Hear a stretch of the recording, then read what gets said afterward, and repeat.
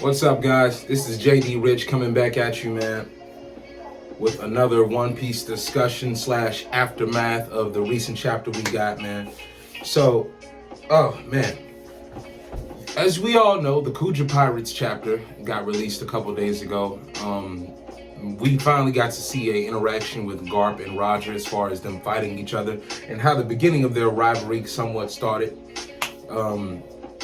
It was an amazing chapter, but I'm here to talk about the aftermath. Now, I predict probably going forward that we're gonna go see the first interaction between Roger and the Rock's crew, but even before that, we may actually get to see an interaction between the Kuja Pirates and Rocks. Who knows? So I'm really looking forward to all of it, man, because this flashback.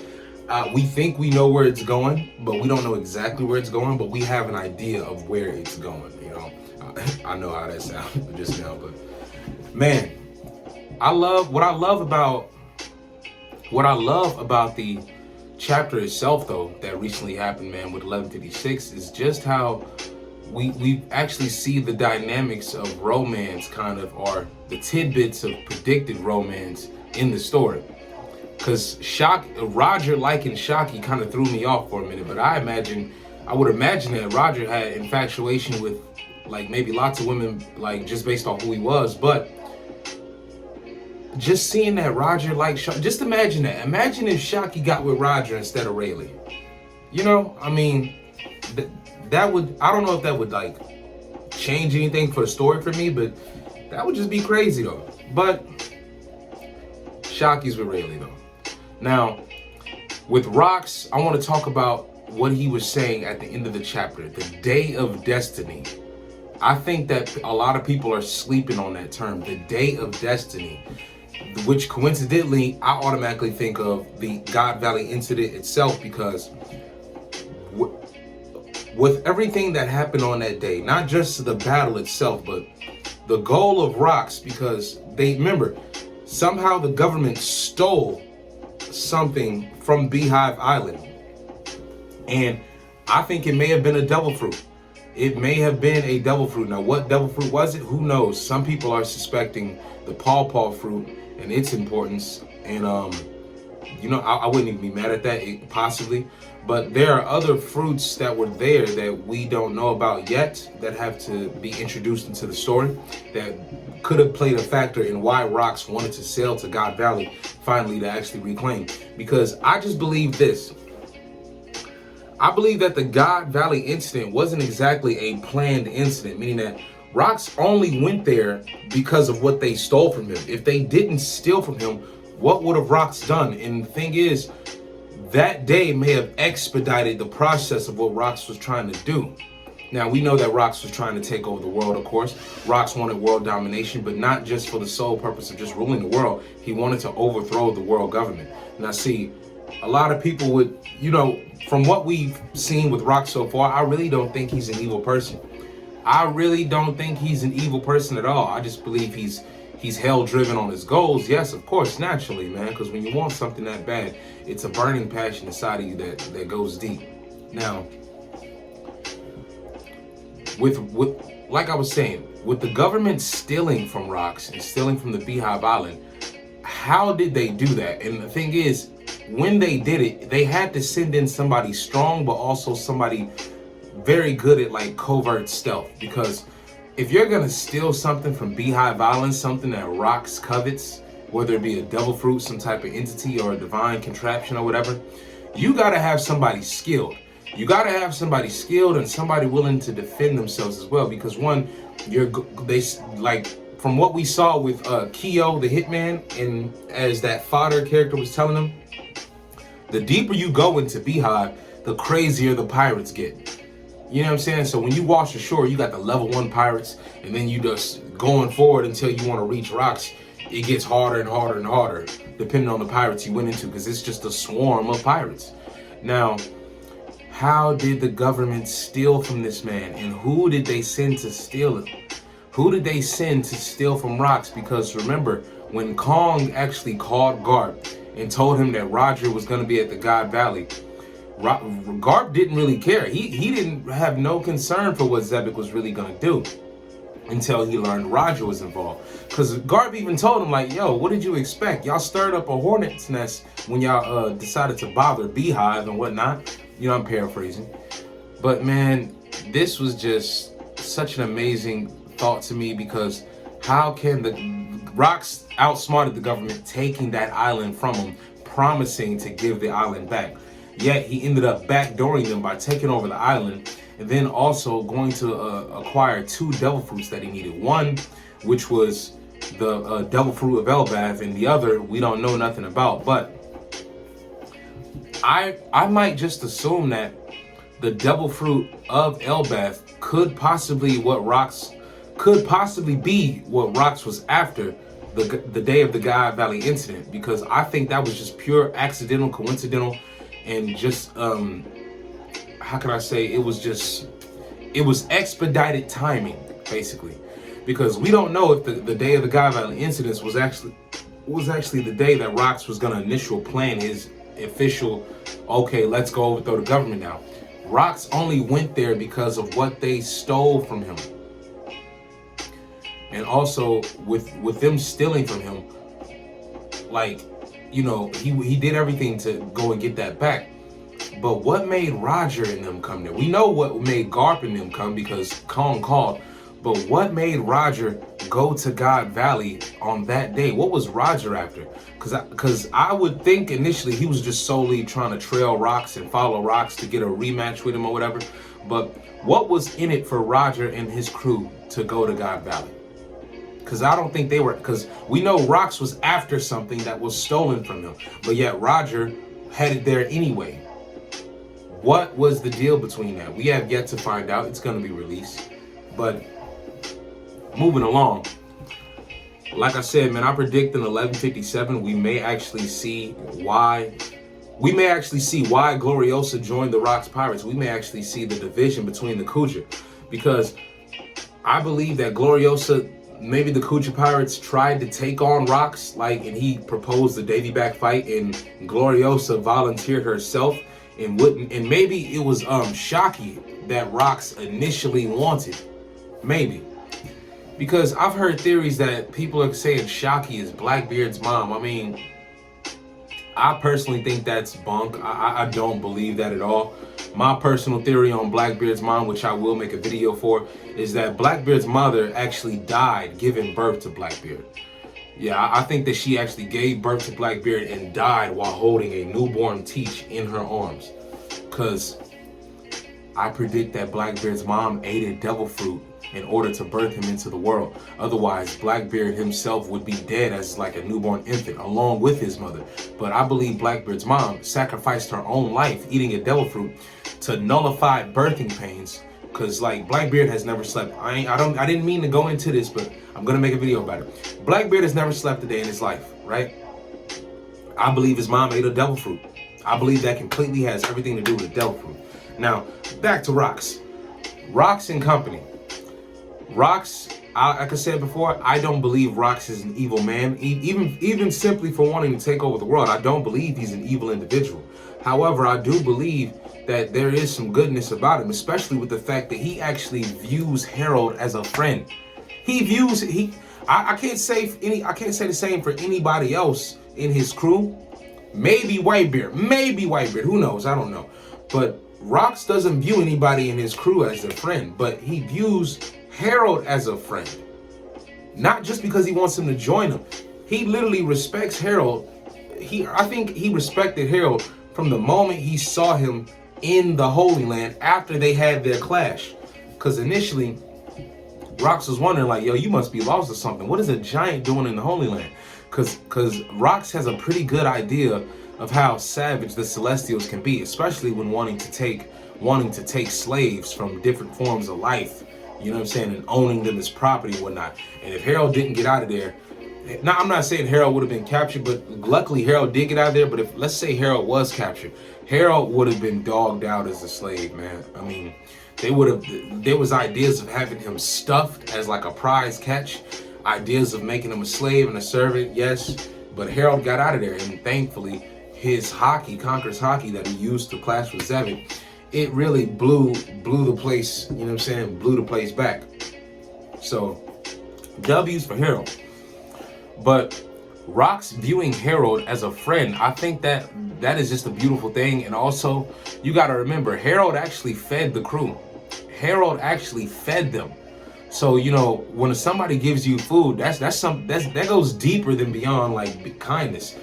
They fed, like Rocks got fed by Harold. You saw the colors. You saw the chapter back in 1155 when Rocks asked Harold to join his crew, and yet Harold was refusing, but Harold let them sit inside his castle, express themselves together, man. And Rocks was just trying to tell Harold, in order for you to fulfill your goals and duties as the king of your country, man, you gotta follow my lead. You gotta help me out on my quest, because you think the government is gonna really mess with you like that? You think the government is gonna really allow you to try to dictate peaceful terms around the world and establish ties and build bridges with all other races around the world? Come on, Harold. This is the world government, man. If Elbaf can't be used as a powerhouse stronghold for the government, it shouldn't be allowed to build bridges with any other communities and racial groups across the world. And I think Rocks understood that better than Harold. Harold, yes, he didn't want to go. He didn't like Rocks' plan, but he saw the idea of it and he resonated with it. But at the same time, Harold saw Rocks making too many enemies amongst the world. You can't fight the whole damn world. Well, according to Rocks, you can. That's what he's damn near doing. But I don't think Rocks is trying to. It's damn near what he's doing, but not really. Rocks is basically out to take over the world from an unjust rule of the government. I mean, think about it. Who's more unjust, Rocks or the government itself? Come on now. Like the government itself, right? Come on now. Like even in real life, you really think the government is just some upstanding citizens, upstanding individuals of morality and justice? Like, I better stop talking like that before they come in here and carry me off to some island. But anyway, man, Rocks D. Zebek, he understood the real politics of the world better than Harold, I believe, as far as from what the government would allow and how they would interfere with anything that would upset their agenda to basically control everybody or have everybody subservient to a caste system that really benefits those who the government appoints at the top. I mean, you got your good rulers and good leaders and kings over the world here and there, but at the same time, they have to answer to the government through the curtains and veils behind the revelry gathering.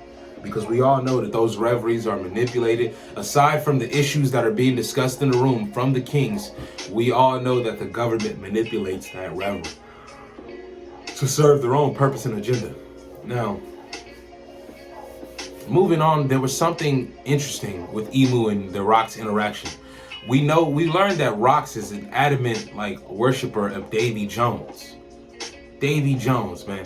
Now you know Davy Jones' locker, which is actually the destination for the lost souls of the ocean, or people who died among the ocean and sank to the bottom, and basically they're collected there in a gathering by the spirit of Davy Jones. Now, I've watched a Joy Boy video. Shout out to Joy Boy Theories, by the way, where he was basically breaking down the he was breaking down the lore behind Davy Jones and basically adamanting on the fact that Davy Jones carries lost souls of the sea to their resting place and destination. So when I think about Davy Jones, yes, I think about the Pirates of the Caribbean, but I also look at the backstory of the lore of how Davy Jones itself was basically he was basically damn near like a Grim Reaper or Undertaker of the sea, making sure he escorts those who have died and lost their souls to their resting place. But in a One Piece case, we get the iteration and inspiration of Davy back fights from the legends of Davy Jones. Now, we know in Davy back fights, it's a competition to basically either make the other person subservient to your will and take them over or whatever. But also, it doesn't have to be just about that. It could be for your goods, items, or whatever. But the Davy back fights are a serious commodity in One Piece, you know? And what's got me tripping is Emu's face when Rocks mentions the Davy Jones, because Emu seems somewhat puzzled, but trying not to show it fully. what connection does Emu have with the Davy Jones fights? What connection could Emu possibly have with the Davy back fights? Because I believe maybe Davy Jones, when they show him in One Piece through a flashback, maybe Davy Jones made some type of deal with Emu. Because, you know, when I saw Emu fight against Sabo for the first time, we saw that arrow taken out. That was a devil's tail. I think we can all like suspect that Oda took Emu's like power iteration from that of Cuphead. Because if you played Cuphead, you know, don't make a deal with the devil. They made a deal with the devil, and in return they had to collect souls, both of the cups. That could be the case with the Davy Jones situation regarding Emu. Maybe Davy Jones challenged Emu to a Davy back fight, or not like a Davy back fight, but a Davy back fight before it was called the Davy back fights. Maybe Davy Jones challenged Emu to some sort of battle, challenge, whatever, whether it was actual combat battle or a game of wits, in which who can do this, who can do that, who can deliver on this promise. And in return, maybe Emu would have granted Davy something, right? Or had the ability to do so. But what we do know is Davy Jones, well, what we think we know, what I know, what I think I know. Davy Jones may have lost and reneged on a deal with Emu because he felt that he was being cheated anyway. Because when you make a deal with the devil, you are being cheated in a sense. You know, the devil's already cheating you with the deal itself. So if you don't deliver on the deal, or even if you do deliver on the deal, there's something you could lose behind it. Your dreams, your soul, your livelihood, who knows, man? It's all up in the air from there. When you make a deal with the devil, you get what you want, but you lose what you have. But when you get what you want, it may not be what you wanted. You may realize, damn, I don't want it, you know, like that. So, you know, Davy Jones, I can't wait to see his iteration in One Piece, the inspiration of what he looks like or whatever. But also, man, we've seen that, like, the Flying Dutchman, right? In the story, it was headed by Vanderdecken. Now, Vanderdecken being underwater with the Flying Dutchman, I believe, since we saw the Flying Dutchman, we may get to actually see Davy Jones, you know, in a flashback. Now, we know Emu is of the Nerona. Emu, do you guys think that Emu possibly helped start the Davy backfights? Not intentionally, but given that, like, maybe the Davy backfights were called something else before they were called Davy backfights due to the legend of Davy Jones. But essentially, making a deal with Emu is its own form of making a deal with Emu. I believe that is gonna play a major part in the story as far as, like, the type of person Emu is, because Emu is in Japanese is translated to sea. Now, when you sink to the bottom of the sea, that I think you're essentially sinking into not only Davy Jones' locker, but you might be sinking into, like, Emu's hands or Emu's will or something like that. Who knows? Like, I'm just speculating. This is just my free thoughts roaming, you know, guys. I'm just saying Emu has a big deal to play in these Davy backfights, because I believe Emu started them with Davy Jones, but it was Davy Jones going against Emu, possibly on a deal that Emu screwed him on and possibly, like, you know, played him out. Like, what if Davy Jones did something for Emu and Emu was supposed to do something in exchange? And let's say Emu did do something in exchange, but it wasn't up to Davy Jones' standard of the deal that they made, and that caused conflict. And in doing so, Davy Jones became a sea entity that escorts souls to their resting place as far as the bottom of the ocean and whatnot. But at the same time, it was a sacrifice on Davy Jones' part as a big screw you to Emu, you know, because we don't know. Like I said, we're only going to get so far in the story to where we're going to find out more of this. And I believe that this Guy Valley incident, this Guy Valley flashback is going to take us through so much. So now Rocks, like I said, on the day of destiny, that line has stuck with me so much, because the day of God Valley was completely incidental, only due to the government stealing from Rocks. So the government may have advanced Rox's day of destiny, which may not have been his actual day. Maybe Rox's day of destiny was meant for a later time, but Rox was going to try to take over the world regardless. But this God Valley incident expedited that process in full effect. So maybe with Rox going to the God Valley incident, God Valley, and trying to acquire his fruit back, whatever they stole from him, this set off a chain of events that, expedited the process of what Rox was attempting to do.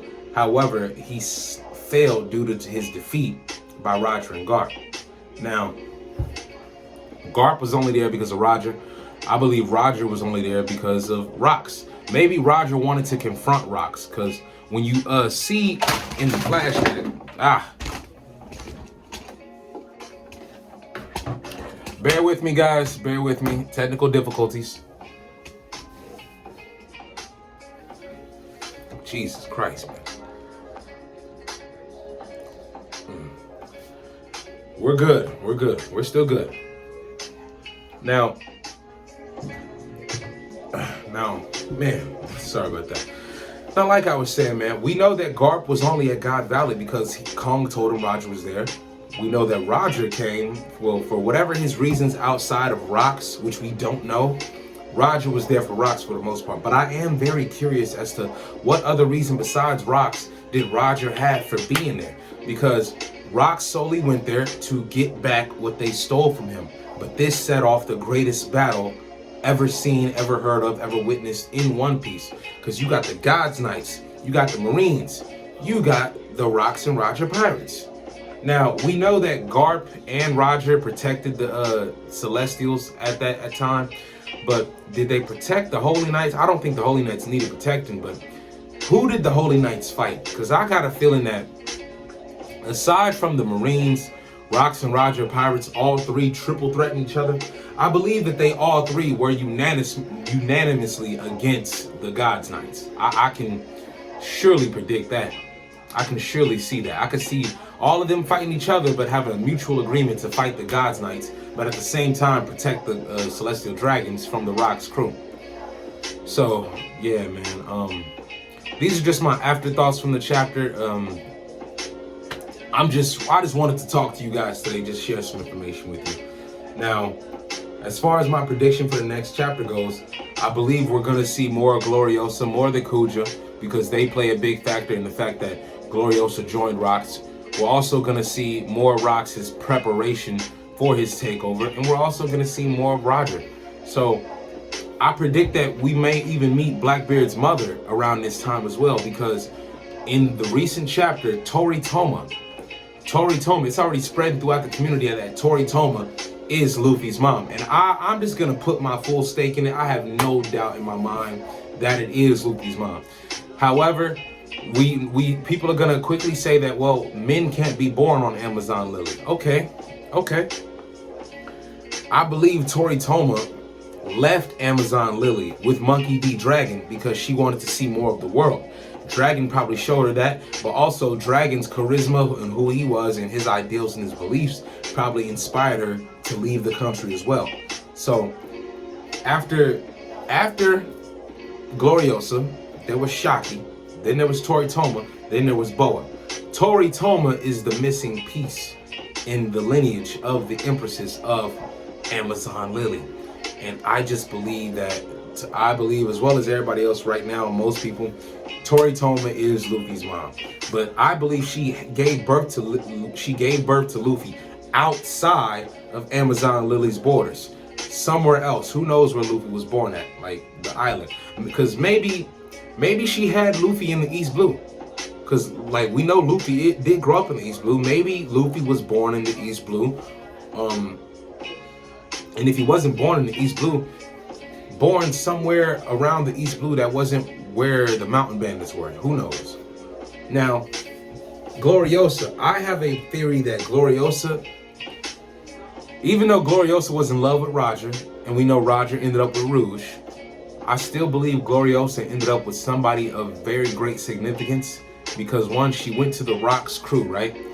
Now, I believe she went to the Rox crew via Davy backfight and lost. However, Gloriosa, Roger couldn't have those feelings for her because he was in love with Shaki at that time, in love with her in general. But Gloriosa, she fell in love with somebody of other significance.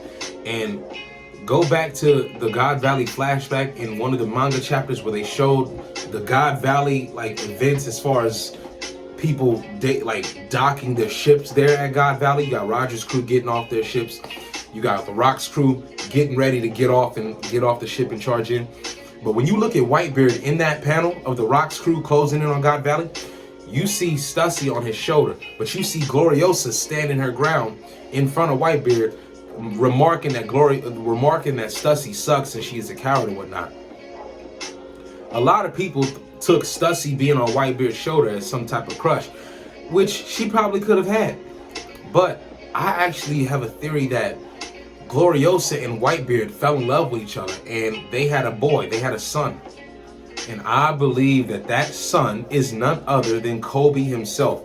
I believe that, yes, Kobe, our young Marine who wants to be the future of the Marines, is the son of Gloriosa and Whitebeard. I know that sounds crazy, but you're hearing it here from me. I undoubtedly believe Kobe got his hair color, inherited his hair color from Gloriosa. Because remember, man, in One Piece, it don't matter. Roger had Ace in his 60s, late 50s, you know what I'm saying? Roger was damn near 60 years old. Damn near 60 years old when Ace was like conceived. Like, because when Roger is executed, you got to remember, Roger and Shanks are 45 years apart. So Roger was essentially 60 years old and Shanks was 15 when Roger was executed. So Roger was 60 when he actually died. Now, there's a lot of correction in the ages that needs to be corrected on the wikis and pages, but like timelines and age gaps in One Piece, if you can pinpoint those the best way you can, you're essentially figuring out the connections between certain characters, certain events that may have triggered, why this person is related to that person. So timelines and age gaps and age in general is a major factor in One Piece. Now, what was I saying again? Yeah. Whitebeard and Gloriosa, I believe that they got together at certain points after or at the fallout or during the sailing of Rock's crew, or some even after the fallout when Whitebeard decided to take up arms and form his own crew. I believe he still kept in contact with Gloriosa and they may have had a baby together, and that baby was Kobe. So you got to look at this. Luffy was born 5 years after Roger's death. Kobe was born 6 years after Roger's death. Zoro was born 3 years after Roger's death. I just wanted to throw that in there. Now, when Ace was born, I want to talk about when he was born. Because Ace, we are going to see Rouge in the later on. Not yet, but maybe 15. I'll predict 15 to 20 chapters we may see Porky see Rouge. Because there's a lot of ground to cover with this flashback. Now, Roger and Rouge, they obviously had Ace together. But when you got to remember, when Ace was born, Ace was held in the womb for like 22 to 24 months or something like that, man. So when Ace was born, he was technically already 1 year old. You got to remember, when Rouge held him in her womb, that didn't stop the baby from aging, you know what I'm saying? Just because a woman holds her in real life, let's say a woman does that in real life. She holds the baby for the typical 9 months, and in 9 months, the baby's supposed to be born. But she goes on to like 22 months. That baby is technically 1 year old when it's born. Ace was already 1 year old. That's what I love about Oda and his genius of writing this story, because he confuses us with the age gaps, and it plays to our thought process on what might happen, who's related to whose age is what. So, you know, we got a lot to make up for that, man. We got a lot to discover behind this. And 1156 was just an amazing chapter, man. With Garp and Roger and their rivalry going on, and remember, Garp actually hitting Roger. Like, I think even with Roger obviously getting a slash on Garp, it looks like Garp had the upper hand as far as punching Roger directly in his face, man. But it's supposed to be looked at as if they're equal, which I love. Because seeing them tag team up against Rocks, it's going to be something else. And another thing, I believe, Whitebeard, right? I'm going to put this out there. Whitebeard is the technical traitor of the Rocks crew. Now, remember in this recent chapter, Wang Zi said he tried to stop a fight between Zebek and Kaido because Kaido made a remark about harming Harold, and Rox kicked Kaido in his face. And Zebek made the point that, yo, none of us are really loyal to each other like that. I mean, this crew was bound to implode, but it doesn't need to happen now. It don't need to happen now. And what's crazy about this line, you can indirectly relate it to the events of God Valley itself. As long as he said, this crew was bound to implode, but it doesn't need to happen now amongst each other. Shiki agreed. But with that dialogue being said, you got to think, with the government stealing from Rox and then forcing Rox's hand to go get back what they stole from him, that right there, that event, maybe all of the people on the Rox crew realized they were closer to their goals than expected and decided to each venture out for their own purpose of getting said goal. And this caused much division amongst the crew, where it was like, okay, we're tired of taking orders from you, Rox. We only agreed because of this, and all of us are damn near at our goals while being here at this island. We don't need you anymore. This may have caused the final turmoil in the crew, which led to just a big, massive brawl between everyone. So when we get these matchups, it's gonna be anarchy. It's basically gonna be mutiny. Rox's crew halfway sticking together, but then still after their own ambitions while fighting against Roger, the Marines, the God's Knights trying to protect the Celestials. So, man, it's all going down. It's all going down. A crew like that was bound to implode, and the day of the God Valley incident was the day that crew finally imploded. Now, I'm just predicting that they probably would have stayed together a little longer if the government never stole from Rox in the first place. Because for Rox to steal an island from you, with you giving him permission, thinking that he's going to give the island back to you, then you going to backdoor Rox by stealing something that he desperately needs in order to help his conquest and conquer the world. The government is some bold people, man. I see why Rox wants to overthrow them. Because, you know, the government is wicked anyway. I mean, Rox just wanted his own crew, wanted to chase his dream of ruling the world. Because maybe Rox felt that the world could be better under a pirate's rule than it ever could under the government's rule. But people like Garp are possibly a sign and reminder to Roger that there is hope in the system, as far as like people like Garp being in charge and being a part of it.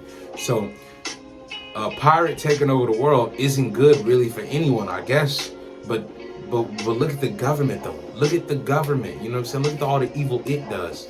So which one is the greater evil, Rox or the government?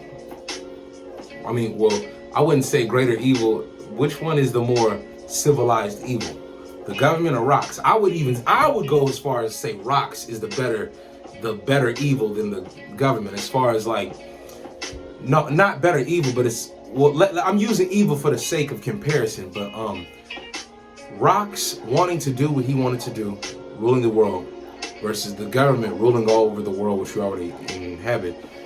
I think Rox could have probably been a great leader of the world.